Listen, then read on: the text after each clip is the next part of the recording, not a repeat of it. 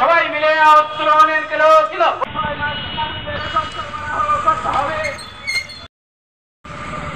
সমস্ত আগামী 6 মার্চ বিনামূল্যে রেশন সরবরাহ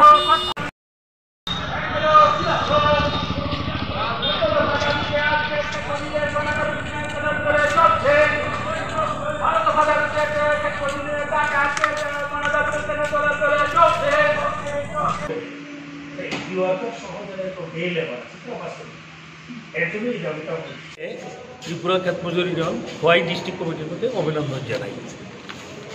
বর্তমানে এরকম একটা গুরুত্বপূর্ণ সময়, বিশেষ করে কিছুদিন আগে প্রাকৃতিক দুর্যোগে ত্রিপুরা রাজ্যের প্রায় 25,000-এর উপর লোক ক্ষতিগ্রস্ত বিভিন্নভাবে হয়েছে। সরকারি যে তথ্য তাতে দেখলাম 15,000 কোটি টাকার উপর সেখানে ক্ষতিগ্রস্ত হয়েছে, কিন্তু আমরা যদি হিসেব করে দেখি তার চেয়ে অনেক বেশি। বিশেষ করে কৃষি, মৎস্য এবং পশুপালন দপ্তর কোথাও কোথাও রিভার ব্যান্ডের এলাকায়, বিশেষ করে খোয়াই নদীর অববাহিকা এলাকার মধ্যে বাড়িঘর ক্ষতিগ্রস্ত হয়েছে, বাড়ি বন্যায় ভেসে গেছে। আর এটাও আমরা জানি ত্রিপুরা রাজ্যে এখন পর্যন্ত 36 জন মারা গেছেন, এখন একজনের এখন পর্যন্ত নিখোঁজ আছে। তো এইরকম একটা অবস্থার মধ্যে দিয়ে রাজ্য সরকারের তেমন কোনো হেলদুল সেখানে নেই, তাদের কোনো কর্ণপাত নেই। আমরা যতটুকু খবর পেলাম বিভিন্ন সংবাদ মাধ্যম থেকে, এখন এত 15,000 কোটি টাকা যেখানে ক্ষতিগ্রস্ত, তারা এখন নাকি 1,000 টাকা করে দেওয়ার জন্য রাজ্য সরকারের সিদ্ধান্ত করেছে। এটা একেবারেই কিছু না।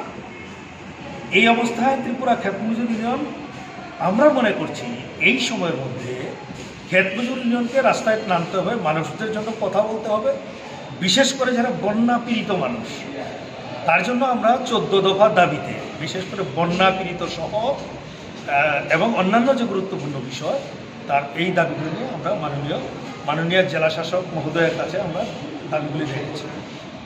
উনি দাবির প্রতি যথেষ্ট সহানুভূতি দেখিয়েছেন এবং বলেছেন যে কৃষি দপ্তর, ফিশারি দপ্তর, অন্যান্য রিলেটেড দপ্তরগুলোর মাধ্যমে এই বার্তাটা উনি পাঠাবেন এবং সরকারের নজরে উনি আনবেন। আমরা এটাও বলছি যে কোনো কোনো ক্ষেত্রে দলীয়করণ হচ্ছে, দলবাজি হচ্ছে।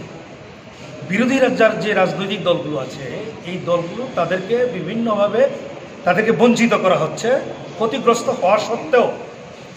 আমরা ক্ষেত মজুর ইউনিয়ন সেখানে দাবি করছি যে কোনো অবস্থায় দলবাজি করা যাবে না। আরেকটা গুরুত্বপূর্ণ সিদ্ধান্ত বিশেষ করে আমরা রাখছি এমএনরেগা। আপনারা এটা ভালো জানেন, আপনারা যারা বিভিন্ন সংবাদ মাধ্যমের লোক আছেন, 2005 সালে এটা আইনে পরিণত হয়, 100 দিনের কাজের গ্যারান্টি তৈরি হয়। পূর্বে একটা বন্ধু সরকার ত্রিপুরা রাজ্যে ছিল, বামফ্রন্ট সরকার, 100 দিনের কাজের গ্যারান্টি হয়েছে, গড়ে ত্রিপুরা রাজ্যে 94 দিন কাজ হয়েছে। এবং এটাও আমরা লক্ষ্য করেছি কোনো মানুষ আবার 100 দিনের উপরও কাজ করেছে। কিন্তু আমরা এখন দেখলাম এই প্রকল্পটাকে উঠিয়ে দেওয়ার জন্য চেষ্টা করছে।